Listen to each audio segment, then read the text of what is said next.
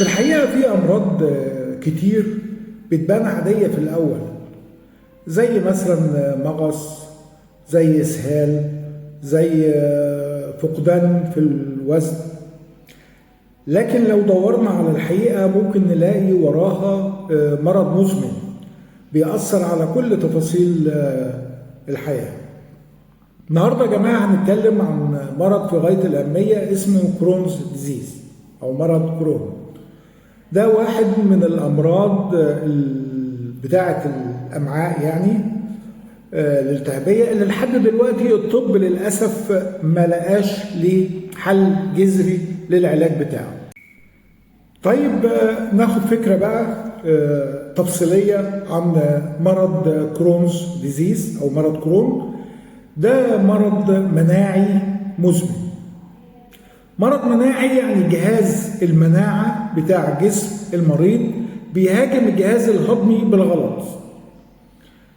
الالتهاب اللي بيحصل نتيجة مهاجمة الجهاز المناعي للجهاز الهضمي ممكن بيحصل في أي جزء من أول الفم لحد فتحة الشرج، بس أكتر مكان بيصيب بيكون يعني المرض ده بيصيبه بيكون الأمعاء الدقيقة والقولون.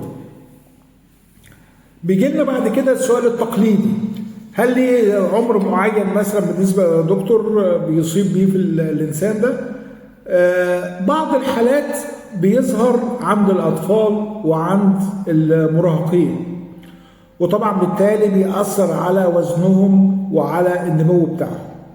بس هو غالبا بيكون من سن 15 ل 30 سنة، ده العمر الأشهر بتاعه. يعني الخلاصة ان هو ملوش عمر محدد اللي هو المرض ده، بس الشباب وصغار المراهقين بيكونوا هم اكتر فئة معرضة للإصابة بهذا المرض. طيب نتكلم بقى على الأعراض بتاعة المرض ده. الأعراض بتاعته بتكون متفاوتة من شخص للتاني، بس القسم المشترك يعني والأعراض الثابتة اللي هي بيكون فيه إسهال مزمن، بيكون فيه مغص وآلام في البطن، بيكون طبعا فيه فقدان للوزن وملوش سبب طبعا، بيكون فيه دم أو مخاط في البراز، وكل ده بينعكس على المريض، فبيحصل عنده تعب وإرهاق عام. دي بالنسبة للأعراض اللي هي بتكون في الجهاز الهضمي. بعض الأعراض بتكون خارج الجهاز الهضمي. بعض الأعراض بتكون خارج الجهاز الهضمي زي إيه؟ زي التهاب في المفاصل ومشاكل في الجلد وفي العين. إيه هي بقى المشاكل اللي في الجلد وفي العين؟ هنقولها دلوقتي حالا. نبدأ الأول بموضوع مشاكل الجلد. مشاكل الجلد أول حاجة بيحصل أحيانا حاجة اسمها إرزيما نودوزا. إرزيما نودوزا دي بتكون عبارة عن حبوب أو زي العقب كده، هنوريكم صورتها دلوقتي. بتكون مؤلمة وبيكون لونها أحمر، ودي بتظهر في الساقين. يبقى دي أول حاجة اللي هي الإرزيما نودوزا. تاني حاجة بتحصل برضو بعض قرح جلدية، بيبدأ كده زي جرح صغير وبيبدأ يكبر بسرعة الجرح ده. تالت حاجة ممكن بيحصل طفح جلدي عام أو حكة في الجلد.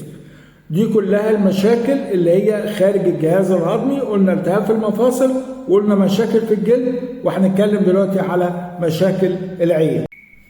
مشاكل العين بقى بيبقى عندنا نمرة 1 التهاب في القزحية بتاعت العين. ده طبعا بيعمل ألم، بيعمل احمرار، بتكون صورة ضبابية، يعني بيحصل تشويش في الرؤية، وبيكون المريض نفسه عنده حساسية من الإضاءة، يعني ما بيعرفش يفتح عينه كويس بالنسبة للإضاءة. ده اللي هو التهاب القزحية. تاني حاجة بيحصل أحيانا برضو التهاب في ملتحمة بتاعة العين، بتكون حمراء، بيحصل دموع كتير وبيحصل حرقان وعايز يحك فيها كل شوية.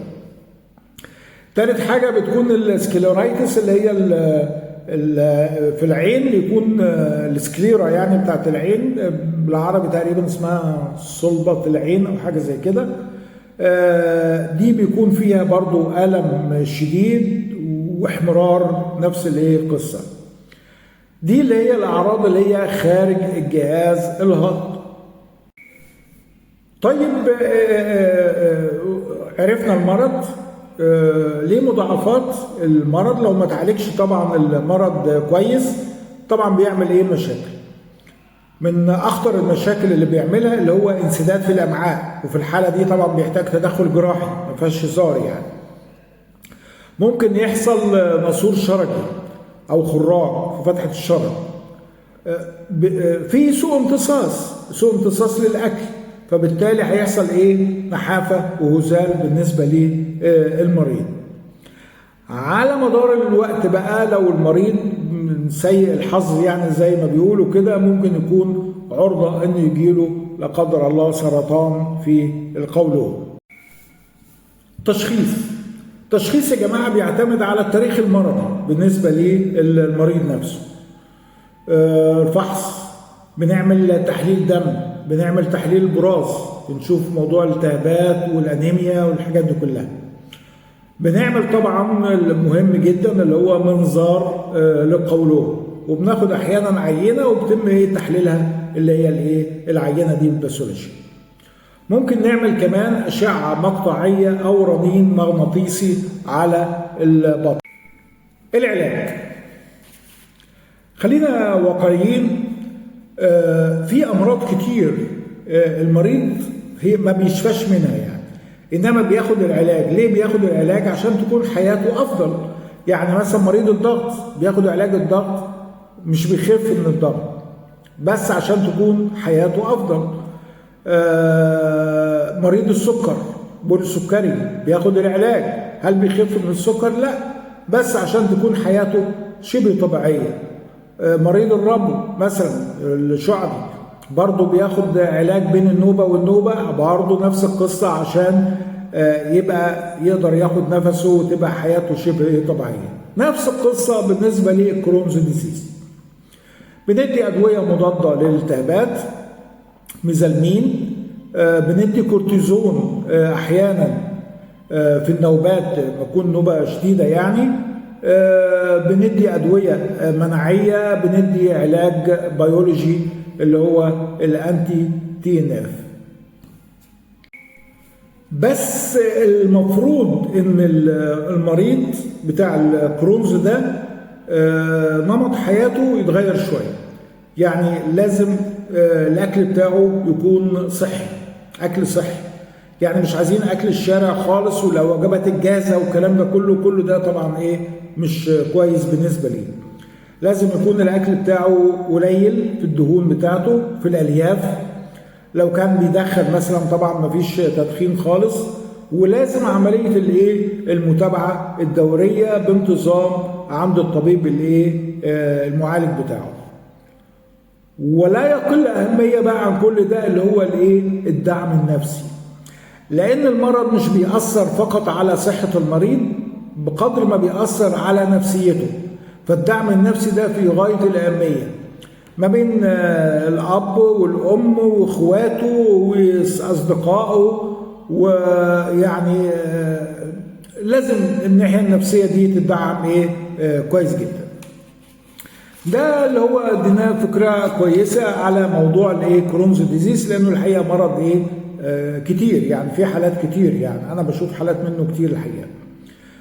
طيب لو عندك اي اعراض او شفت حد عنده اعراض من اللي احنا قلناها دي دلوقتي، التشخيص البدري يا جماعه بيمنع المضاعفات، واحنا اتكلمنا عن المضاعفات وقلنا مشاكلها ولازم برضو يتحط في الاعتبار ان المريض ده محتاج متابعه طول العمر مع العلاج اللي احنا قلنا عليه. مرض كرون مرض ممكن يغير حياتك. احنا اتكلمنا على اعراضه واتكلمنا على علاجه.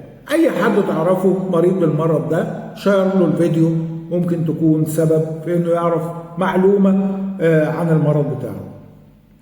أشكركم وإلى اللقاء في مرض آخر، فيديو آخر إن شاء الله.